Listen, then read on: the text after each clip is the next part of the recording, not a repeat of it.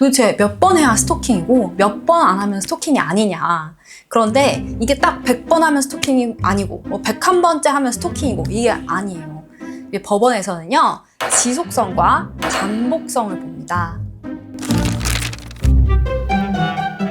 안녕하세요, 이명진 변호사입니다. 변호사님, 요새 뉴스를 보면 스토킹 범죄가 정말 많이 나오더라고요. 네, 맞아요.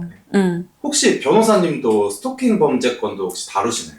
저는 스토킹 범죄를 지금 되게 여러 건 하고 있어요. 제가 서울시 스토킹 피해자 원스톱 지원센터에 지금 자문 변호사로 있거든요. 그래서 관련해서 상담도 많이 하고, 그리고 지금 사건도 여러 건 하고 있어요. 그 스토킹 범죄라는 게 하지 말아달라고 해도 계속 연락하는 걸 말하는 걸까요? 네, 맞습니다. 스토킹은요, 스토킹 범죄 처벌 등에 관한 법률에서 규정을 하고 있어요. 거기 나오는 스토킹의 정의를 보면요. 1번, 상대방의 의사에 반하여. 2번, 정당한 이유 없이. 3번, 지속적, 반복적으로. 4번, 불안감, 공포심을 일으키는 행위를 말합니다. 대표적인 예로 말하면요. 계속해서 전화를 하거나 문자 메시지를 보내시는 분들이 있어요. 하지 말라고 해도 이제 계속 보내는 거죠. 이런 경우에 스토킹 범죄로 유죄가 많이 인정이 되고 있습니다. 구체적으로는 스토킹 유형을 스토킹 처벌법에서는요, 6가지로 규정을 해놓고 있어요. 접근, 따라다니기, 진로 막기, 주거지 직장에서 기다리거나 지켜보기, 전화, 문자, SNS로 연락하기, 물건 보내거나 놓아두기.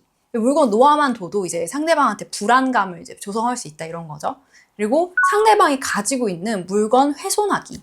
예를 들어서 상대방이 집 앞에 화분이 있었는데 그거를 훼손하면은 또 왠지 누가 날 지켜보는 것 같고 무섭잖아요.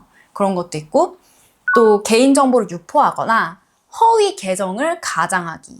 허위 계정 가장은 본인이 아닌데도 본인 계정인 것처럼 그렇게 SNS에 올리시는 분들이 있는데, 그런 것도 되게 무섭잖아요. 그래서 이렇게 스토킹에는 여러 가지 유형이 있다, 이렇게 알아두시면 될 것 같아요. 그러면 도대체 몇 번을 해야 스토킹이 되는 건가요? 저 그 질문 진짜 많이 들어요.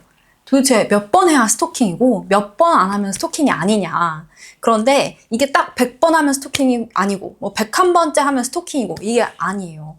법원에서는요, 지속성과 반복성을 봅니다. 우리 대법원은요, 스토킹 행위에 시간적인 계속성과 반복성이 있어야 된다고 봐요. 실제 있었던 사건인데요. 어떤 분이 남의 집 현관문 앞에 물건을 뒀어요. 그러고 나서 화장실 문 손잡이를 돌려봤습니다. 무섭죠? 무서운데, 그래서 그분이 스토킹으로 고소를 했는데 결국에는 무죄가 나왔어요.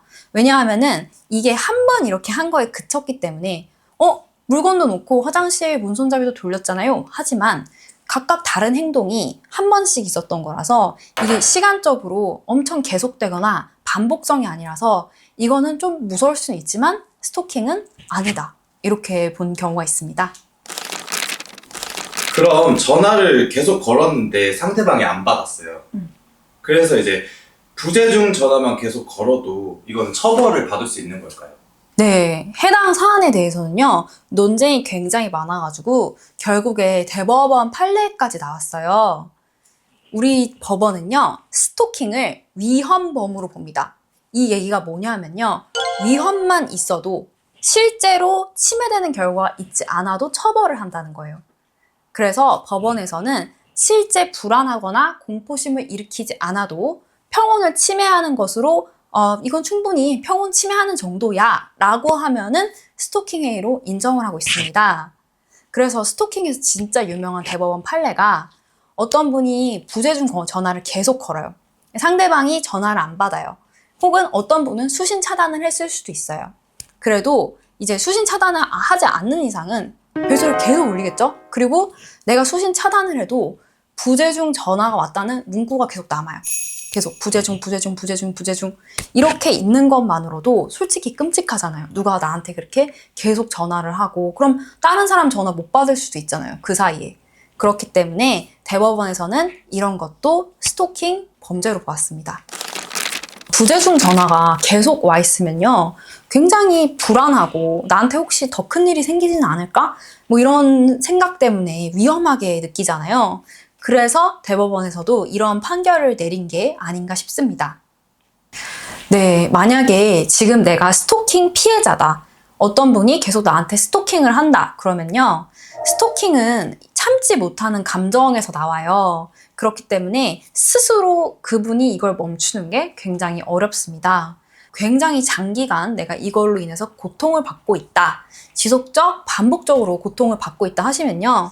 고소를 하는 것을 좀 권유를 드립니다. 고소를 해야지 접근금지 신청하기도 좋고 신변 안전조치 취하기도 훨씬 좋습니다. 관련해서 궁금한 점이 있으실 때는요, 댓글로 남겨주시거나 아래 전화번호로 상담 신청해 주시면요, 스토킹 관련해서 어떻게 해야 되는지 충분히 설명드리고 얘기 들어드리도록 하겠습니다. 지금까지 이명진 변호사였습니다. 감사합니다.